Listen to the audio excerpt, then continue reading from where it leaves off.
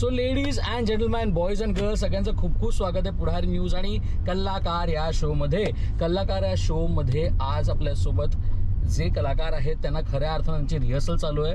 यशवंत नाट्य संकुलमधून आता आम्ही रिहर्सल करत खऱ्या अर्थानं बाहेर पडलो आहे आणि आम्ही आता ड्रायव्हर निघालो. विनय सर, खूप खूप स्वागत आहे थँक्यू. कलाकारमध्ये. आणि आपण विनय सर, कल्ला आणि कार या शोचं नाव आहे. ओके. त्यामुळे पहिल्या गप्पा या गाडीच्या असणार आहेत. ओके. कधी ड्रायव्हिंग हाती आली, कुठली पहिली गाडी आयुष्यात होती ज्याच्यात असंख्य तुमच्या आठवणी आहेत, प्लीज आम्हाला सांगा. पहिली गाडी म्हणजे मारुती 800. वा. ही घेतली म्हणजे स्टेप बाय स्टेप तो प्रवास आहे. मारुती 800 घेतल्यानंतर मी घेतली होती मारुतीचीच स्विफ्ट आणि त्याच्यानंतर आणखीन एक मॉडेल होतं त्यांचं, काय मला पटकन नाव लक्षात येत नाही आहे, ती घेतली. आणि मग नंतर फोक्सवॅगनची वेंटो घेतली होती. आणि मग त्याच्यानंतर ही किया सेल्टॉस. पण ड्रायव्हिंग कधी हाती आली, कधी गाडी शिकलात, कोणी शिकवली की आपोआप शिकलात काय? नाही, गाडी म्हणजे पहिले 10-15 दिवस रेग्युलर मोटर ट्रेनिंग स्कूलमध्ये गेलो होतो. बरोबर. फक्त काय होतं त्यावेळी जे इकडे होते गिअर, हँड गिअर, फियाटचे जुन्या जे फियाट किंवा अँबॅसेडर होते ते गिअर. आणि ते दरवेळी म्हणजे तो फर्स्ट सेकंड टाकताना वगैरे एवढं प्रॉब्लेम, म्हणजे काही दिवस मला असं वाटलं की आता आपल्याला कधी गाडी येणारच नाही चालवायला. पण त्याच्यानंतर एक दिवस फ्लोअर गिअरवाली त्यांनी गाडी एक आणली आणि म्हणजे तेव्हा लक्षात आलं रे आपल्याला तर ड्रायव्हिंग येतच. आणि मग त्यानंतर म्हणजे पहिलंच म्हणजे मी गाडी घेऊन गेलो. मला आठवतं त्यावेळी अविनाश खर्चीकर होते, एका आमच्या सिरियलचं शूटिंग मड आयलंडला होतं आणि मी राहतो माहीमला. अविनाश पण इकडे जवळच राहतो म्हणजे राहायचे. तर आता काय अविनाश म्हणाला, अरे काढ गाडी बिंदास, मी आहे ना बरोबर, कारण ते स्वतः खूप वर्ष ड्रायव्हिंग करत होते, मी आहे ना बरोबर, बघू काय ते. आणि मग तसं पहिल्यांदा मड आयलंडला डायरेक्ट गाडी घेऊन गेलो माहीमवरून. आणि मग ती सुरुवात झाली ड्रायव्हिंगची. फक्त परत असं झालं की येताना एकटाच होतो, कारण अविनाशचं शूटिंग माझं थोडं लवकर झालं, पण एकट्याने घेऊन आलं आणि मग कॉन्फिडन्स आला. फक्त काय होतं, ऑलवेज जे ड्रायव्हिंग शिकतात त्यांना माहिती असेल, जो म्हणजे ब्रिज असतो त्याच्यावर जे चढण असतं आणि त्यावेळी जी गाडी म्हणजे तुम्हाला कंट्रोल करायला क्लच आणि ब्रेकवर, म्हणून त्यावेळी मी स्टेट बँकेत होतो आणि हॉर्निमन सर्कलला ऑफिस होतं माझं. पण बरेच दिवस मी त्या पेट्रोल रोडवरून जायचं अवॉइड करत होतं, कारण तो राईट. मग नंतर एका माझ्या मित्राने सांगितलं, अरे काय होईल, फार तर फार गाडी ठोकशील, नाही तर काय होईल की ब्रेक, हँड ब्रेकवरती कंट्रोल करायची, थांबला मागून पाहिजे तर लोक येऊन हॉर्न मारतील, त्यांनी काय फरक आहे, तुझ्या गाडीला काय होणार आहे का त्या हॉर्ननी, तर कर. आणि मग अशी मग तिथून पण न्यायला लागलो. आणि मग काय कुठून म्हणजे कॉन्फिडन्स असा आला की जगात कुठेही गाडी चालू शकतो.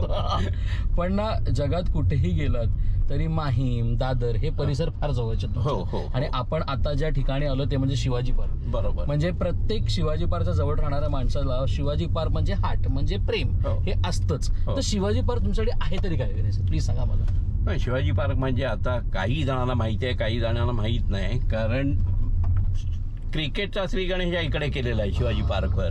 आणि म्हणजे उन्हाळ्याच्या सुट्टीत आता पण जे सुरू होईल, MCA तर्फे एक शिबिर असायचं, उन्हाळी शिबिर. आणि ते वेगवेगळी एरियातल्या ठिकाणी ते असायचं शिबिर. म्हणजे शिवाजी पार्क, दादर वगैरे यांच्यासाठी इकडे, बँड्राला तिकडे MIGला असं क्रॉस मैदान, सगळीकडे ते MCAचे ते हे असायची शिबिर.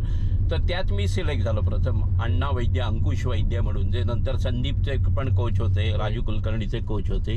तर तिथे मी सिलेक्ट झालो आणि तिथून माझा क्रिकेटचा प्रवास. म्हणजे त्यावेळी मी होतो लोकमान्य शाळेत आणि लोकमान्य विद्या मंदिर, मी संजय म्हणून एका वर्गात होतो. पण त्यावेळी काय म्हणजे की आमच्या शाळेमध्ये क्रिकेट नव्हतं. तर ते जे कोच होते अंकुश वैद्य, तर ते म्हणाले कुठच्या शाळेत आहेस, म्हटलं लोकमान्य. म्हणजे शाळेत क्रिकेट आहे की नाही, म्हटलं नाही. मग काय उपयोग, बदल शाळा. तर म्हटलं बदल शाळा, असं हां घे, बालमोनमध्ये ॲडमिशन घे. तर मी घरी जाऊन सांगितलं असं, तर घरी हसायला लागले, कारण आत्ता जी ॲडमिशनची परिस्थिती आहे तीच त्यावेळी पण होती. म्हणजे माझ्या भावासाठी, बहिणीसाठी, म्हणजे मोठ्या बहिणीसाठी बालमोनमध्ये प्रयत्न करून झाले होते आणि त्यांना काय ॲडमिशन मिळालेलं होतं. तर घरी हसायचं. तरी मी बोललो, अरे तुम्ही नुसतं ॲप्लिकेशन तर लिहून द्या, मग बघू. आणि एक दिवस ॲप्लिकेशन लिहिलं तर ते अंकुश वैद्य मला म्हणाले की जा उद्या आईला किंवा वडिलांना घेऊन जा आणि तिकडे जाऊन भेट. बापू रेगे म्हणून प्रिन्सिपल हो. त्यांना भेटलो. त्यांनी असं बघितलं लेटर आणि ते ऍप्लिकेशन खाली जाऊन फी भरा अशी एवढे सरळ बालमोनमध्ये ऍडमिशन झाली क्रिकेटमध्ये. आणि मग त्यामुळे ती क्रिकेटची सुरुवात झाली. बालमोनला खेळलो. त्याच्यानंतर रुईया कॉलेज म्हणजे रुईया कॉलेजमध्ये मी कॅप्टन होतो. आम्ही म्हणजे फायनल पण भरली. म्हणजे वानखेडे स्टेडियमवर माझी सेंचुरी आहे फायनलला अगेन्स्ट पोद्दार कॉलेज. मग त्यावेळी म्हणजे तुमच्या बॅच मध्ये तेव्हा कोण कोण क्रिकेटर? त्यावेळी माझ्या क्रिकेट म्हणजे 3 मोठे महत्वाचे क्रिकेटर म्हणजे एक सुभाष क्षीरसागर, तो मुंबईला रणजी ट्रॉफी खेळला, फक्त इंडियाला खेळू नाही शकला. पण दुसरे दोघे म्हणजे चंद्रकांत पंडित आणि लालचंद राजपूत, ते पुढे इंडियाला पण खेळले. ते माझ्या अंडर खेळले. म्हणजे मी कॅप्टन होतो रियाला आणि अगेन्स्ट पोद्दार आम्ही ती फायनल जिंकलो होतो. त्यावेळी मी एक सेंचुरी मारली होती वानखेडे स्टेडियमवर. असं ते सगळं म्हणजे ते हे शिवाजी पार्कशी नाते किंवा मैदानाशी नातं ते तसं आहे. मला खूपदा असं वाटतं ना की जो व्यक्ती माहीम ज्या परिसरात राहतो तो व्यक्ती डायरेक्ट कॉलेज नंतरच या परिसराच्या बाहेर पडतो, तो पण बाहेर पडत नाही. बघा ना, शाळा इथं रुईया कॉलेज हा परिसर इतका कल्चरली जे स्ट्रॉंग आहे. सिद्धिविनायक पण इकडे आहे, तुम्हाला इकडे गेलं तर माहीम चर्च सुद्धा आहे, तुम्हाला दर्गा सुद्धा आहे, सिटीलाइट मार्केट आहे, वेळाची हिंदूजा हॉस्पिटल आहे, समुद्र आहे, काय यू नेम द थिंग. आणि आधी तर आता नाव वेगळं झालं स्टार सिटी म्हणून, नाही तर आधी बादल बिजली बरका ही थिएटर्स होती. शिवाजी मंदिर जवळ, रवींद्र नाट्य मंदिर जवळ, यशवंत नाट्य मंदिर त्यावेळी नव्हतं, आता ते झालेलं आहे. पण बाकी म्हणजे पॅराडाईज सिनेमा, श्री सिनेमा, रिओली सिनेमा, असे सगळे जवळ सिनेमे वगैरे असे सगळे होते म्हणजे थिएटर्स. त्यामुळे म्हणजे म्हणून तर अजूनपर्यंत हा एरिया सोडलेला नाही. तसं एक माझा बोरिवलीला फ्लॅट आहे पण ते सोडलेला नाही. नाही सोडव शक्यच नाही हा एरिया सोडव. म्हणजे काय नाहीये सांगा ना, रेल्वे स्टेशन जवळ, सगळे बस स्टॉप जवळ, आता तर मेट्रो स्टेशन पण झालेलं आहे. त्यामुळे सगळंच अगदी जवळ आहे. पण या सगळ्यानंतर आपण आता पहिलं सर रिसेंट गोष्टीविषयी बोलूया. ते म्हणजे तुमचं जे नाटक आता येत आहे, संतोष पवार सर तुम्ही आता, आणि खऱ्या अर्थानं ए भाऊ आता डोकं नको खाऊ असं या नाटकाचं संपूर्ण गोष्ट आहे. सांगा आम्हाला, काय सगळी रंगीत तालीम तुमची सुरू आता होणार असेल, किती भारी आहे. नवीन नाटक तुम्ही प्रेक्षकांच्या भेटीला घेऊन नाही, अतिशय म्हणजे सुंदर. कारण हल्ली काय प्रॉब्लेम झालाय की स्क्रिप्ट नाहीत चांगले नाटककार. म्हणजे एक ती नाटककारांची पिढीच एकदम संपली ना. म्हणजे वसंत खानेटकर, नंतर जयवंत दळवी, आमचे गेला माधवचे वसंत सबनीस वगैरे, हे एवढे दर्जेदार म्हणजे नाटककार होते ना. आत्रेंची पण नाटकं मी केलेले, साष्टांग नमस्कार वगैरे पासून सगळी. तर ते तसे लेखक राहिले, एक मोठी गॅप झाली आहे निर्माण. त्यामुळे काय होतं की मी आतापर्यंत चिकार स्क्रिप्ट वाचली, पण म्हणजे काय वन लाईन येण्याच्या आधी पण की वन लाईन चांगली असते, नंतर काय. आणि सगळ्यांचं माझ्या तरी लक्षात आलेला घोळ म्हणजे की एंड कसा करायचा, शेवटी ते गुंडाळलं जातं असं. त्यामुळे ती जी आहे म्हणजे एक ती चौकट, तो विचार करून लिहिणं, तेवढे आता कोणाकडे पेशन्स राहिले नाहीत फ्रँकली स्पीकिंग. कारण प्रत्येक जण म्हणजे की जसं फास्ट फूड तसं सगळं मागेलेलं आहे. तर लकीली आणि सर्वात महत्त्वाचं कारण म्हणजे आधी हे नाटक झालेलं आहे. म्हणजे आता तुम्ही बघाल रंगभूमीवर समजा 12-15 नाटकं आली आहेत, तर त्यातली 10 ते 11 पुनर्जीवित नाटकं आहेत. तर तसं चाललेलं आहे. तर हे नाटक पण आधी आलं होतं 20 वर्षापूर्वी. आणि अत्यंत म्हणजे माझा जवळचा विषय असा की त्यात अतुल परचुरेने काम केलं. अतुल माझा अतिशय जवळचा मित्र होता. म्हणजे शेवटचे 5-1 वर्ष तर आम्ही रोज भेटत होतो, रोज म्हणजे रोज प्रॅक्टिकली. त्याच्या आजारपणात पण मी संपूर्ण त्याच्या बरोबर होतो. आणि त्यामुळे एक अतुलचं आणि माझं एक वेगळंच नातं आहे. तर म्हटलं एक त्या मानाने म्हणजे तेवढंच अतुलच्या आठवणी मला आणखीन जास्त येतील. अतुलने ह्या ठिकाणी कसं केलं असेल, किंवा मला कधी काय प्रॉब्लेम आला पटकन विचार करतो, अतुल असतं तर ह्या जागी कसं केलं असतं वगैरे असं विचार. म्हणजे तेवढं मला त्याच्या आठवणीत रमता येत आहे. आणि ॲट द सेम हे नाटक सुद्धा सुरेख आहे. म्हणजे लेखन चांगलं आहे. अभय परांजपेंनी ह्याचं स्क्रिप्ट लिहिलेलं आहे. आणि दुसरी महत्वाची बाजू म्हणजे संतोष पवार, दिग्दर्शक, परत नट स्वतः आणि परत मित्र माझा. कारण आम्ही आधी दिनूच्या सासूबाई राधाबाई पण केलं होतं. त्यामुळे आम्हाला माहिती आहे दोघांची. आणि काय आहे, कॉमेडी म्हटलं की सर्वात महत्वाचं टायमिंग आणि तुमचं ट्युनिंग. एक्झॅक्टली. कारण गिव्ह अँड टेक जर असेल चांगलं तुमच्या, जसं म्हणजे की जेव्हा ह्यांनी हे केलं होतं की मेहमूदनी जसं सांगितलं ना किस्सा ओमप्रकाश आणि त्यांचा स्टोरी सांगतो फिल्मची, तर एक दोघांनी मेहमूदला काय तुम्ही तो सीन, तर मी काही नाही सीन केलं, ते ओमप्रकाश जर रिॲक्ट नसते झाले तर त्या सीन मध्ये काही दमच नव्हता, खरा तो त्यांचा सीन आहे. तर असं आहे, त्या पद्धतीने हे give and take is so important. आणि परत कसं आहे की अशी स्क्रिप्ट मिळायला पण म्हणजे अक्षरशः भाग्य लागतं, आणि अशी टीम मिळायला, असं दिग्दर्शक आणि मित्र आणि असा कलाकार मिळणं हे सर्वात म्हणजे महत्वाचं आहे. आणि ते कधी कधी म्हणतात ना की वेळ यावी लागते किंवा योग जुळून यावे लागतात, तर ह्यावेळी सगळे म्हणजे योग जुळून आलेले आहेत, त्यामुळे करायलाही मजा येते. कारण काय अँटील अनलेस तुम्ही स्वतः सॅटिस्फाय नसाल तर लोकांना काय सॅटिस्फाय करणार ना. म्हणजे जसं तुम्ही म्हणताय ना की सर आपण थोडंसं जर मागे गेलो तर एक नाटक जे तुमच्या आयुष्यात आलं ते तुम्ही पुन्हा एकदा मागच्या वर्षी लोकांच्या भेटीला आलं ते म्हणजे गेला माझा कोणीकडे. बरोबर सर, किती भारी गोष्ट हो. कारण प्रशांत सर आणि तुमची जोडी, आम्ही लहानपणी माझं पहिलं नाटकच गेला माझा कोणीकडे पाहिलेलं लहानपणाचं, तर ते नॉस्टॅल्जिया तुम्ही पुन्हा एकदा प्रेक्षकांना दिला, प्रेक्षकांना तो आनंद पुन्हा एकदा मिळाला. आणि ते नाटकाचे असंख्य किस्से असतील, तुम्ही कुठे कुठे दौरे केले असतील, त्या नाटकाविषयी त्याचं आयुष्य देणं का प्लीज सांगा मला. ते म्हणजे कसं आहे, जवळजवळ 28 ते 29 वर्ष ते नाटक आम्ही केलं. म्हणजे खऱ्या अर्थाने त्या नाटकांनी प्रशांतला सुद्धा नाव मिळवून दिलं. म्हणजे प्रशांत सर्व लोकांच्या लक्षात आलं ते गेला माधव कोणीकडे तिथपासून. आणि त्यावेळी आधी पण माझं असं झालं, मी म्हणजे एवढा काय बालनट असताना मी कामं केली होती काय काय नाटकांमध्ये. म्हणजे चंद्रलेखेचं जे 4थंच नाटक होतं संत तुकाराम, त्यात काम केलं होतं. म्हणजे त्यावेळी काय जरा पंत आणि म्हणजे पणशीकर आणि मोहनराव ह्यांचं जरा बरं नव्हतं, बरोबर. तर त्यामुळे पंत म्हणजे पणशीकरांनी संत तुकाराम काढलं, तर त्याचं विडंब म्हणून पंत तुकाराम चंद्रलेखांनी काढलं होतं, असा त्यावेळेचा किस्सा आहे. आणि मग त्यामध्ये मी काम केलं होतं म्हणजे तिथपासून. पण नंतर क्रिकेट खेळायला लागल्यापासून ते सर्व बाजूला पडलं की असं करे. त्यानंतर काही वर्षांनी काय झालं की 1 वर्षाची मला गॅप आली क्रिकेटमध्ये. म्हणजे माझ्या मोठ्या भावाचं निधन झालं आणि त्यावेळी रूल होता की employees are not eligible for university आणि इंटर कॉलेजेस. आणि तो 1 वर्षाचा रूल म्हणजे ते 1 वर्षाचा period is hell of a time, म्हणजे की गेलं सगळं. तर त्यावेळी विजय केंकरेंनी, कारण विजय केंकरे पण थोडंफार त्यावेळी क्रिकेट खेळायचं आणि त्यामुळे आमची मैत्री होते. तर विजय केंकरेंनी मला विचारलं की एक नाटक आहे, टाइमपास रोल आहे, 8-10 मिनिटाचा रोल आहे, करशील का टाइमपास. म्हणलं चल टाइमपास म्हणून करतो. इन्स्पेक्टरचा रोल होता. असं तुमचं बोलणं झालं या लेवल? हो की कारण काय आता सध्या क्रिकेट कमी आहे ना, तर करतोस का नाटकात काम, आधी तू केलेलं तर मला माहिती आहे. हो करतो म्हटलं. आणि त्यावेळी मी ते हा 13वा म्हणून गोवा हिंदू असोसिएशनचं ते नाटक होतं. पुढच्या वर्षी गेला माधव कुणीकडे केलं, त्यामध्ये सुद्धा मी आणि प्रशांत दोघे नॉमिनेट झालो होतो. म्हणजे खरं ते चुकीची गोष्ट होती की दोघांना एकाच कॅटेगरी, कारण प्रशांत हिरो होता आणि प्रशांतने मला म्हणजे बेस्ट कॉमेडियन ह्या कॅटेगरीत टाकलं होतं आणि त्यात सुद्धा मला मिळालं बक्षीस best comedian of the year.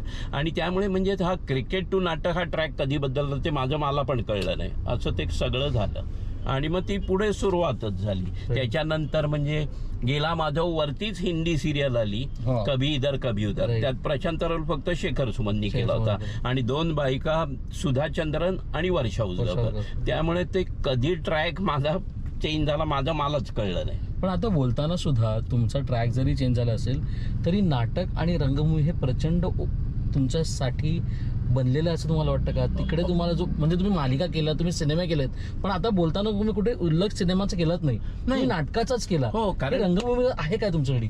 कसं आहे सांगतो की काय, शेवटी आयुष्यात आपण कुठली गोष्ट कशासाठी करतो, मेंटल सॅटिस्फॅक्शन, जे मानसिक समाधान मला नाटकांनी एवढं मिळतं की वेगळं मला सिनेमा सिरियलच्या मागे धावायची गरजच नाही. आणि दुसरं मुख्य कारण म्हणजे काय, मी त्यावेळी म्हणजे जॉब पण करत होतो. स्टेट बँक ऑफ इंडियात मी नोकरीला होतो, तिथे सुद्धा मी 28 वर्ष नोकरी केली. ते सगळं सांभाळून हे करायचं होतं. पण नाटक हे आवड होती. म्हणजे काय तुमचं कसं आहे की एखादी गोष्ट तुम्हाला आवडते ना, then give 100% to that thing, that should come from bottom of your heart. तसं यायला पाहिजे. ते नाटकाच्या बाबतीत होतं. त्यामुळे आणि नाटकाची एक म्हणजे गंमतच आहे, एक नशा आहे हो अक्षरशः. कारण जो लाईव्ह ऑडियन्स असतो आणि त्यांच्याकडून जो रिस्पॉन्स मिळतो ना, तो खरंच एवढा सुरेख असतो. त्यामुळे नाटकच म्हणजे सिरियल मी केल्या, बऱ्याच सिरियल केल्या, जास्त करून हिंदी सिरियल आणि सिनेमे पण 1-3-4 बोटावर मोजता येण्यासारखे केले.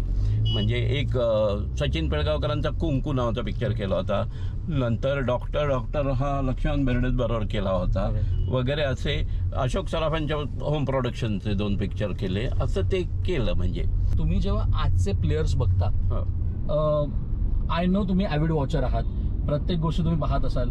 IPL आहे, म्हणजे मी नेहमी लोकांशी बोलताना, जेव्हा लोक बोलताना टेस्ट मॅच कुठेतरी जाते का रे, टेस्ट मॅच कुठेतरी हरवते का रे, या लेवलला लोक बोलतात. तुम्हाला काय या सगळ्या निमित्ताने वाटतं? खऱ्या अर्थानं T20, IPL, T20 world cup लोक ज्या लेवलला खेळत आहेत, आजकाल 300 पण मारतील एका दिवशी T20ला, अशा लेवलला लोक करू लागली आहेत. किती बदललं हे सगळं गोष्ट? सगळंच बदललंय. कारण कसं आहे, म्हणजे इवन यू वोंट बिलीव्ह की सध्याच्या बॅट्स पण बदलल्या. म्हणजे बॅट अशात मिस टाइम सुद्धा आता म्हणजे 6 जाते वगैरे, असं सगळं आहे. पण फ्रँकली स्पीकिंग ते काही खरं क्रिकेट नाही, म्हणजे माझ्या मते तरी. टेस्ट क्रिकेट हे खरं क्रिकेट. आणि परत काय असतं की आत्ताच हल्ली माझे मित्र दिलीप वेंगसरकर, त्यांनी पण सगळ्यांना सांगितलं की तुम्ही IPL मध्ये खेळायचा एम ठेवू नका, इंडियाला खेळायचा हा म्हणजे देशासाठी कधी झालंय का प्लेयर्स IPL ला खेळण्याचे? हो, आई वडील घेऊन येतात. हल्ली काय झालंय, सगळं चित्र सचिन तेंडुलकरमुळे बदलून गेलेलं आहे. आज एक सचिनचा वाढदिवस सुद्धा. तर त्यामुळे सचिन एवढ्या लहान वयात खेळला आणि इंडियाला खेळला. तर त्यानंतर चित्र वगैरे प्रत्येक आई वडिलाला असं वाटतं की आपल्या मुलांनी क्रिकेट खेळायला पाहिजे आणि तो सचिनच झाला पाहिजे दुसरा. आणि त्याच वेळी ते आई वडील कोचकडे एखाद्या घेऊन येतात, त्यांनी सांगेल बघा IPL खेळला पाहिजे, असं आई वडील, हो या लेवलपर्यंत झालंय. आई वडीलच सांगतात IPL खेळला पाहिजे. अरे इंडियाला खेळला पाहिजे हे एम असायला पाहिजे ना कुठच्याही गोष्टीतला. कारण ती मजा एक वेगळीच आहे. बघा ना, आता सुनील गावस्कर बिवस्कर म्हणजे आजपर्यंत त्यांचं नाव आहे. कारण कशासाठी? तेवढंच ना की देशासाठी खेळले आणि देशासाठी विक्रम केला. सचिन तेंडुलकर बघा ना, म्हणजे त्याला तर गॉडच म्हणतात क्रिकेटचा. त्यातलं तसं आहे ते. त्यामुळे काय एक फक्त आहे की पैसा आला चिकार. म्हणजे काय, आमच्या काळी काय होतं, क्रिकेट अशासाठी खेळायचे की नोकरी मिळेल चांगल्या ठिकाणी आणि बऱ्याचशा स्पोर्ट्स कोटा ऑफिसेसमध्ये होता. आता तो बंद झालाय. पण क्रिकेटरना अशा पद्धतीने पैसे मिळत आहेत. त्यामुळे पण काय होतं, कमी वयात ते पण जास्त पैसे मिळाले. काय काय मुलं म्हणजे 19-20 वर्षाची मुली नंतर क्रिकेट विसरून गेली. कारण पहिल्याच IPL ला 20-25 लाख मिळाले, गाडी घेतली, हे घेतलं, त्यांचं लाईफस्टाईल चेंज झाली, पण क्रिकेटकडे दुर्लक्ष झालं. असं होतं. त्यामुळे ते काही खरं नाही. ओके, ते आहे, ते फक्त तेच जमेची बाजू फक्त एवढेच की पैसा आला. क्रिकेटरच्या आयुष्यात पैसा आला. आताच म्हटलं की तुमचं क्रिकेटचा पिच ते रंगभूमी ते सिनेमा कसं काय घडलं हे तुम्हालाच कळलं नाही. आणि तुम्ही त्याच्याबद्दल बोलताना सुद्धा आता ते आपण म्हणतो ना, sustaining the industry for a very long time, जे शब्द लोक नेहमी वापरतात, is the most difficult thing. आज जेव्हा तुम्ही नवी पिढीला पाहताय, तुमच्या नाटकात नवीन कलाकार आहेत, त्यांना तुम्ही काय सांगाल की तू काय केलं पाहिजे की या क्षेत्रात वावरण्यासाठी, या क्षेत्रात असंख्य काम करण्यासाठी? इज दिस द मोटो की चालत राहा, नवीन काम आलं की ते करत राहा, किंवा नवनवीन गोष्टी एक्सप्लोर करत राहा? तुमचं मत आहे तरी काय असं? म्हणजे सोपं, आधीच्या लोकांची विचारसरणी होती. आता ह्याच नाटकाबद्दल होतं. हे नाटक करायचं असेल, मी खूपदा जे सिनियर्स आहेत त्यांच्याशी कधी कधी चर्चा करतो की म्हणजे अगदी राईट फ्रॉम सिनियर्स टू म्हणजे विजय केंकरेपर्यंत की असं असं हे नाटक. जेव्हा मी अशोक सराफांना विचारलं की म्हटलं हे नाटक मी करतोय, आधी आलं होतं नाटक, हरकत नाही, काहीतरी करत राहा, सतत करत राहिलं पाहिजे. जे काय आहे तुमचं ते करत राहिलं पाहिजे. ज्या क्षेत्रात आहे तिथे काही ना काहीतरी, म्हणजे ते एवढा महत्त्वाचा सल्ला आणि खरंच एवढं चांगलं आहे ना की करत. त्यामुळे मग मी बिनधास्त म्हटलं चला करूया असं, अशा पद्धतीने. कारण शेवटी कुठच्याही क्षेत्रात आहे ना, सर्वात महत्त्वाचं म्हणजे पेशन्स लागतात. आता थोडंसं परत क्रिकेटकडे नेतो. हल्ली काय झालं, जेव्हा आम्ही क्रिकेट खेळत होतो 2 ते 3 टुर्नामेंट होत्या. म्हणजे एक म्हणजे गायू शील्ड, हॅरिस शील्ड, नंतर त्यातून मुंबईला सिलेक्ट झालं होतं अंडर-19 किंवा अंडर-22, दॅट्स ऑल. त्याच्यानंतर कॉलेजला गेलं, इंटर कॉलेज युनिव्हर्सिटी. आता तुम्ही बघाल ना तर म्हणजे अंडर-12, अंडर-14, अंडर-16, अंडर-18, अंडर-19 प्रत्येक जिमखान्याची टुर्नामेंट असते. प्रत्येक जिमखान्याची टुर्नामेंट. म्हणजे अक्षरशः मुलांचं पण कसं झालंय माहिती आहे मनस्थिती, की एखादा मुलगा आउट झाला ना, आपण पटकन काय रे आउट झाला, परवा ती मॅच आहे ना त्याला, असं झालंय. हा त्यावेळी त्यामुळे काय होतं की नाही, ह्या मॅचला स्कोर केलाच पाहिजे, परफॉर्मन्स केलाच पाहिजे. जर बॉलर असेल मला विकेट्स काढल्याच पाहिजे, बॅट्समॅन असेल मला निदान 50 रन्स तरी केल्या पाहिजे, नाही तर मला घेणार नाही पुढच्या मॅच. हे एक होतं. आणि त्यामुळे जिद्दीने खेळणं होतं, जो म्हणून म्हणतात ना की एक मुंबईचा खडूसपणा आहे. एक्झॅक्ट. तो त्यामुळे तो कमी होत चालला. कारण प्रत्येक पोरगा अगदी एवढं कॅज्युअली घेतो ना, हा आज आउट झालं, परवा ती मॅच आहे, हा तेरवा ती आहे त्याला, असं. त्यामुळे काही म्हणजे ते क्षणिक झालंय सगळं. त्यामुळे ते विचित्र झालं. तेच नाटकात सिनेमामध्ये पण असत की बरेच जण आमच्या क्षेत्रातलं बघतो ना की सिरियल वगैरे तुम्हाला सांगतो ना, अक्षरशः सिरियल चालू असते तोपर्यंत तुम्हाला लोक ओळखतात. झाली सिरियल ऑफ एअर गेली की 10-15 दिवसात लोक विसरून जातात, कारण लगेच दुसरी आलेली असते ना सिरियल. तसं आहे. पण नाटकाचं तसं नाही. किंवा कुठची भूमिका नाही, एक भूमिका तुम्हाला अनेक वर्ष जगवते. म्हणजे छोट्या त्यातलं पिक्चरची गोष्ट घ्या, शोले पिक्चर, सांबा पण कित्येक वर्ष केवळ त्या शोलेच्या बिजू खोटे सांबा वगैरे. म्हणजे असं आहे म्हणजे की कुठची एक चांगली भूमिका तुम्हाला जगवते, म्हणजे तुमचं करिअर घडवते. तर ते फक्त ते तुमच्याकडे पेशन्स पाहिजे की ती चांगली माझ्याकडे भूमिका येऊन दे आणि एक दिवस होईल आणि ती मी चांगलीच करीन, ह्या दृष्टीने. त्यामुळे तसं ते आहे. ते आता हल्लीच्या मुलांनी त्याच्यावर फोकस केलं पाहिजे. आता हा टिपिकलचा प्रश्न आहे, कॉपी पेस्ट. तुम्ही सगळ्यांना विचारतो, मला तुम्हाला पण विचारायचं आहे. कलाकार म्हटलं तर आपण कोणाला तरी इन्स्पायर करतो, कोणाकडून इन्स्पायर होत असतो. तर जर मी तुम्हाला एक संधी दिली की तुम्हाला या सीटवर बसवायचं आहे कोणाला तरी आणि निखळ गप्पा मारत ड्रायव्हर जायचं आहे, त्या व्यक्तीला तुम्ही भेटला असेल नसेल मला माहिती नाही, पण तुम्हाला एकदा तरी त्यांच्यासोबत गप्पा मारत ड्रायव्हर जायचं, ती व्यक्ती कोणासाठी का? टू बी फ्रँक एकदम डिफिकल्ट आहे, कारण अख्खी गाडी भरून जाईल. कारण हो नक्की अशोक सराफ आहेत, लक्ष्मण बेर्डे आहेत, सचिन पिळगावकर आहेत, आणि त्या म्हणजे आधी जुन्या जमान्यातले म्हणजे स्वर्गीय सतीश दुभाषी, या लोकांना बरोबर म्हणजे कधी गप्पा मारत, कधी फिरायला, कधी आवडेल. फॉर एक्झाम्पल नाना पाटेकर पण आहेत. म्हणजे लकीली नाना आणि माझ्या भावाची, मोठ्या भावाची दोस्ती होती, आणि तो आज सुद्धा मला भेटला तरी त्याचा लहान भाऊ असंच ट्रीट करतो. त्यामुळे ते सगळं म्हणजे ह्या सगळ्यांनाच बसून गप्पा मारायला आवडेल. खरं तर खूप खूप धन्यवाद सर, तुम्ही रिहर्सलच्या मध्ये वेळ काढत आम्हाला हा कलाकारचा इंटरव्ह्यू दिलात. रंगभूमीने नेहमी तुम्हाला आनंद दिला आणि हा आनंद तुमच्या आयुष्यात नेहमी येवो एवढीच अपेक्षा करतो. धन्यवाद. थँक्यू. धन्यवाद.